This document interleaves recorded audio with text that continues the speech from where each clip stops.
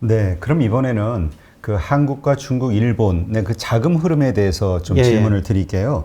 특히 우리가 일본에 대해서 가지고 있는 생각은 뭐냐면 부동산 투자, 그 다음에 그 모든 그 부동산 투자로 많은 그 실패를 본 다음에는 그 무조건 은행에다 저금하는 예, 예. 그런 민족으로 우리가 이해를 하고 있거든요. 예, 예. 어떻습니까? 각 특성이 다 다르죠? 예, 국가별로 차이가 많은데요. 네. 미국 사람들은 보니까 거의 그 70% 가깝게 개인자산, 금융자산으로 가지고 있고요. 금융자산의 범위가 어디로 봐야 될까요? 금융자산이 은행예금, 그 다음에 보험연금, 그 다음에 주식, 채권. 아, 다 포함해서. 예, 네. 이런 것들이거든요. 근데 일본 사람들은 그래도 한 60대 40 정도. 예, 실물자산이 그렇게 많고요. 중국 사람들도 거의 78%를 실물자산으로 가지고 있습니다. 실물자산이라는 건 돈, 부동산 같은 부동산하고. 예, 집 부동산. 근데 우리나라도 보면은 한국은행 그 통계청에서 매년 조사해서 발표하는데 최근 통계 보니까 우리나라 가계 자산 중에서 77%가 실물 자산입니다. 금융자산은 23%. 네. 예, 금융자산에는 전월세 보증금이 들어가 있는데요. 그걸 빼버리니까 한 17% 좀한 금융자산이거든요. 아, 되게 예. 적네요. 예. 그래서 저는 금융자산이 너무 적다. 좀 늘려야 된다. 근데 이거는 이제 금융자산 중에서 우리나라, 미국, 일본이 어떤 식으로 배분하고 있는가. 부동산은 빼고요. 네. 금융자산만입니다. 그런데 국가별로 정말 차이가 있어요. 일본 올 2분기 통계거든요. 6월 네. 말 통계인데 일본 사람들은 은행 금리가 0%인데 55%를 은행에다 맡기고 있습니다. 이자가 안 나오는데 맡기네요. 예, 예. 뭐 그 이유는 여러 가지가 있습니다만 첫 번째로는 일본 물가가 떨어지니까 그동안 디플레이션이라고 그랬지 않습니까? 네. 물가가 떨어지니까 은행에서 0% 금리 받더라도 실질금리 풀어주죠. 아, 네. 그러겠네요. 그 다음에 인구 고령화 때문에 일본 사람들이 67세 상속받는다고 그러는데요. 할아버지 할머니 되고 상속받아 주식채권 투자 안 한다는 거죠. 그냥 은행에다 맡겨놓는다는 겁니다. 근데 일본 사람들은 주식 비중이 12.8%예요. 제일 적네요. 근데 일본 주식 비중이 89년 일본 거품이 출시에 발생했지 않습니까? 네. 그때는 25%였어요. 아, 그때 한번 다들 상처를 받고 예. 안 들어가는 거군요. 그래서 딱 절반으로 이제 줄어든 거죠. 근데 미국은 어떻습니까? 미국은 은행 예금이 뭐 한 14%밖에 안 되고요. 주식 비중이 47%나 됩니다. 아, 엄청나네요. 예. 그 다음에 우리나라는 뭐 일본하고 좀 비슷하죠. 은행 예금이 한 46%, 그 다음에 주식 비중 18.3%거든요. 근데 우리나라도 주식 비중이 2010년에는 한때 25%까지 갔었어요. 네. 이때까지 이거 그래도 주가가 한번 올랐었거든요. 네. 근데 이후로 계속 감소하고요. 근데 어떤 충격이 있었냐면은 사실 2008년에 우리나라 금융회사들이 너무 큰 잘못을 저질렀어요. 저도 그때 금융회사 근무했으니까 할 말이 없는데요. 그때 거의 모든 은행들이 수익원 다변화 시켜야 된다고 그래가지고 은행의 저축성 예금을 주식형 펀드로 돌렸거든요. 네. 근데 대표님 뭐 펀드 가입 안 하셨습니까? 예, 그때는 예. 예, 2008년 8월 달에 그래서 주식형 펀드가 144조까지 갔었습니다. 아. 그런데 그렇게 드러났는데 2008년 8월 달에 미국에서 글로벌 금융위기가 발생해서 주가 폭락했거든요. 네. 그러니까 정말 많은 국민들이 주식형 펀드 가입했는데 주가가 떨어지니까 계속 줄어들기 시작해가지고 지금 72조거든요. 예. 아, 그러네요. 그러다 보니까 이게 이제 주식 비중이 줄어들 수밖에 없었죠. 물론 2010년 이후로 우리나라 주가도 계속 제자리 걸음했었죠. 네. 네, 그런데 올해 조금 늘어나는 조짐 보이고 있어요. 아, 근데 그래프 보니까 그렇게 우리는 많이 늘었다고 얘기를 하는데 예. 큰 건 아니네요. 예. 근데 이게 제가 연말 통계고요. 예. 그 1분기에는 주식 비중이 16.3%까지 떨어졌었어요. 아. 3월 달에 주가가 많이 떨어졌지 않습니까? 네네. 예, 그런데 2분기 보니까 18.3%까지 올라갔거든요. 아. 예, 동학개미운동이라고 일부 자금이 들어왔고 이게 주가 시가총액으로 계산하니까 주가 오르다 보니까 비중이 좀 올랐죠.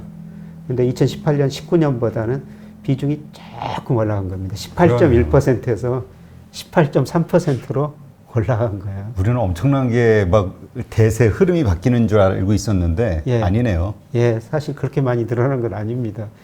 그런데 언론에서 그 통합개미운동 강조하다 보니까 가계 자산 중 주식 비중이 엄청나게 늘어나는 것처럼 그렇게 보였었는데 실제로 한국은행에서 자금순환표 분기별로 발표할 때 이런 통계를 발표하거든요. 네, 이게 한국은행 자료인가요? 예, 한국은행 자금순환표에서 예, 받은 자료입니다. 그래서 우리 조금 늘어났다. 그러네요. 근데 이게 이제 앞으로 더 늘어날 것인가? 저는 늘어났으면은 좋겠다는 그런 생각이 소원이고요.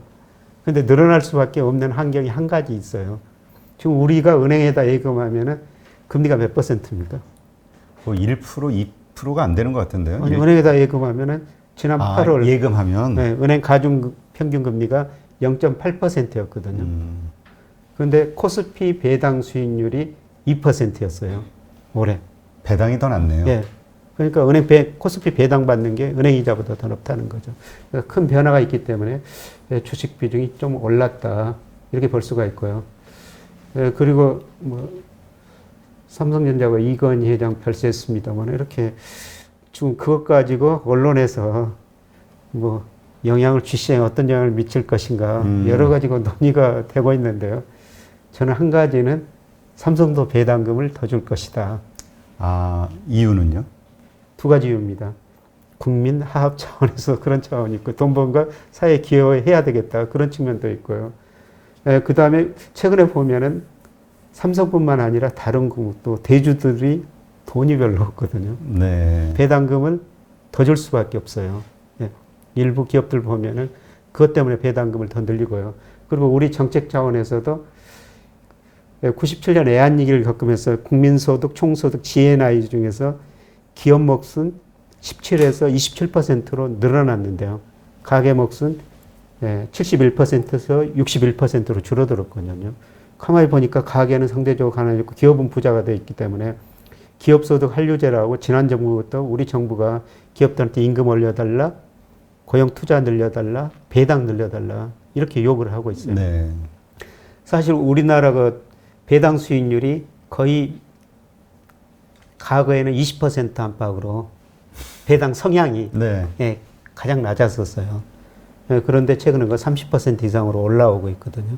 예, 그래서 저는 앞으로 저 은행에다 돈 넣기보다는 배당 투자는 꼭 해야 된다. 그래서 저 비중이 좀 올라갈 것이다. 예, 그렇게 보고 있습니다만은 그거는 우리나라 투자자들 가계가 어떤 식으로 결정할지 좀 지켜봐야 될 것 같습니다. 네. 근데 요새 그 젊은 분들 보면은 뭐 주식 투자에 대해서 과거처럼 그렇게 투기적이다 그렇게 인식은 하지 않고 있거든요. 그러니까 요즘 많이 배워가지고 많이 똑똑해졌다고 그러더라고요. 스마트해졌다고. 예. 예, 제가 얼마 전에 유선 TV 방송에 한번 나가가지고 거기서 젊은이들 생각을 많이 들었는데요. 돈 빌려 집 사면 집값 올랐으니까 칭찬하지 않느냐. 왜 주식은 돈 빌려 사면 안 되느냐. 이런 식이고요. 예, 그 다음에 어떤 분들은 그 마이너스 통장 그걸 이용해가지고 주식을 사고 그러더라고요. 예, 저같이 좀 나이 든 사람 입장에서 보면은 불안하죠. 조금 불안한데 예, 그런 생각도 가지고 있더라는 겁니다. 그래서 그런 걸 보면서 가계 자산 중에서 주식 비중이 좀 올라가겠구나 그런 생각은 들었었습니다. 근데 이거를 그 미국을 보면요, 미국은 아까 47%라고 말씀을 드렸었습니다. 네.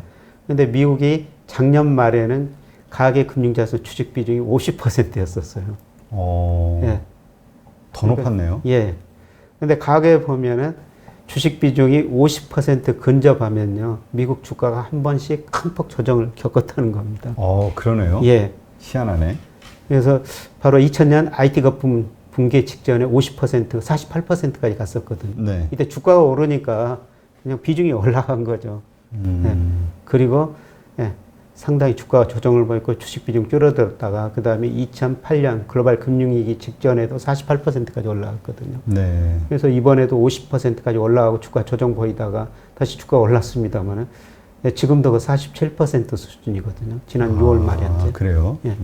제가 보기에는 미국 가계가 이렇게 주식 비중이 거의 자기 가계 금융자산 중에서 50% 근접하고 있는데 여기서 주식을 계속 더 살 것인가.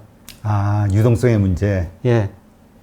그래서 미국 가계가 더 이상 주식 비중을 늘리지 않을 것 같거든요. 네. 그래서 이런 것 보면은 미국 주가는 계속 상승하기보다는 추세적으로 조정을 거칠 수도 있다.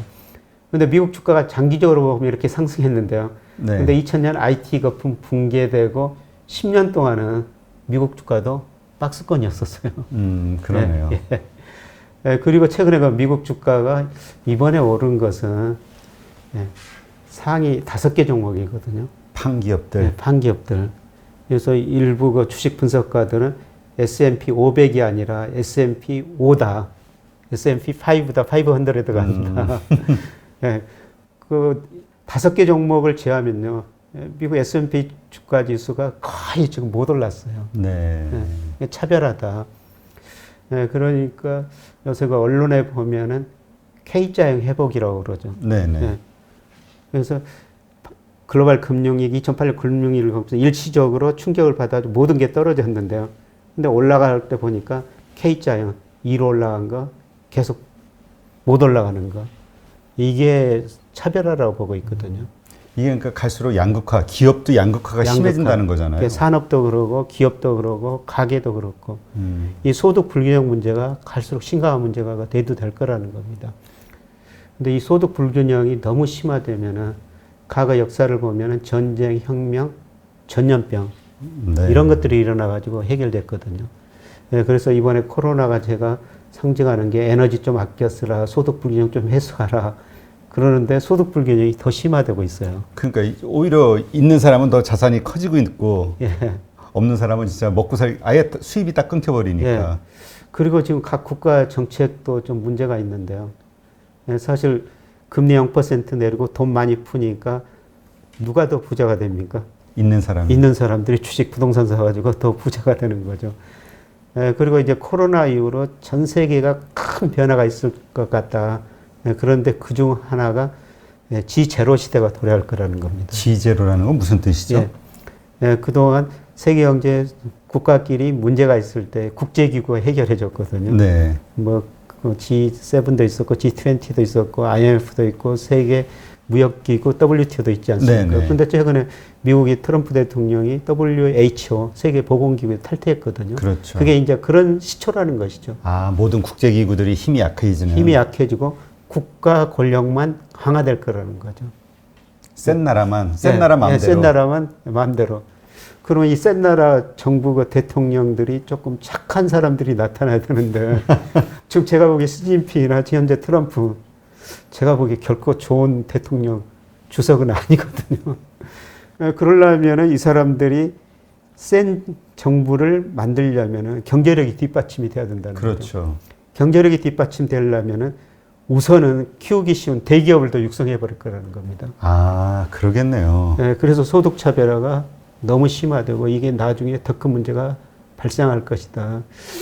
저는 이런 측면에서 미국 대통령이 누가 될지 모르겠으면 트럼프보다는 바이든이 됐으면 좀 좋겠다. 그 또 욕을 먹으실 수 있어요. 그게. 세계 경제 흐름이라는 겁니다. 네. 소득 불균형이 너무 심화되니까. 그 정책 공약들이 아젠다가 환경이라든가 이런 소득 불균형 좀 부자들한테 기업들한테 세금 올려가지고 또 나누겠다. 그런 정책도 들어가 있고요. 그다음에 에너지 좀 덜 사용했다. 이거는 제 소망입니다. 그래서 미국 국민들이 어떤 선택을 할지 11월 3일 날 지켜봐야 될 것 같습니다. 네. 근데 미국의 주식 비중이 저렇게 높은 것 가운데 보면 그 미국은 그러니까 간접 투자, 그러니까 펀드라든가 이런 것들을 통해서 연금이라든가 이걸 통해서 하는 비율이 압도적이라면서요. 개인이 하는 비율은 상당히 적기 때문에 주식 시장이 안정적으로 상승한다 이런 얘기도 있던데요. 예. 근데 저기가 직접 간접 다 포함되어 있는 거거든요. 근데 최근 보니까 간접 투자 비중보다는 직접 투자 비중이 상대적으로 더 늘어나는 모습들이 나타나고 있습니다. 네. 아니 그래서 그 한국도 그렇고 중국도 그렇고 개인들의 비중이 뭐 7, 80% 이상 뭐 이렇게 되다 보니까 이게 너무나 변동성이 심하고 단기 거래가 되다 보니까 뭐 중국 같은 경우는 뭐 3,800%인가 뭐 이렇게 돌리는 게 그래서 이게 가격이 안정적이지 못하다, 오래 가지 못한다 이런 얘기들이 있던데요. 그러니까 기관 투자자들이 많으면 주가 상대적으로 좀 움직일 수가 안정적으로 움직일 수가 있는데요. 말씀하시는 것처럼 우리도 그 거래량 보면 개인이 60% 최근에는 70%도 넘었거든요. 불안해질 수가 있는데 근데 우리나라 그 기관 비중이 늘어나야 된다. 이런 말씀은 전적으로 동의합니다. 예, 과거 쭉 2002년부터 제가 일별 통계로 분석해 보니까요. 외국인 매수하고 우리 주가하고 상관계수가 전반적으로 플러스가 나타났고요. 개인은 올해만 그렇지 마이너스였어요. 네. 개인이 살 때 주가는 떨어졌고 개인이 팔 때 주가는 올랐었거든요. 근데 우리나라 기관 투자하고 우리 주가 상관계수를 구해보니까 0이에요, 0. 기관의 역할이 그동안 별로 없었다는 거죠. 물론 기관이 주가 올랐을 때 뭐 팔고 주가 떨어졌을 때 샀다. 그래서 0이라는 해석도 가능합니다만은 우리나라 기관의 역할은 그렇게 크지 않았다는 겁니다. 근데 문제는 최근 보니까요. 저 간접 비중이 더 줄어들고 있거든요. 그러니까요. 근데 거기에는 펀드라든가 이제까지의 액티브 펀드라든가 이런 것들이 실적이 마이너스가 되건 뭔가 실적이 안 좋으니까 예, 내가 직접 하는 게 낫지 않냐 이렇게 나오는 거죠. 그렇죠. 개인들이. 그래서 올해도 고객 탁구 많이 나왔고 개인들이 주식을 샀는데요. 보니까 펀드에서는 계속 감소하고 있어요.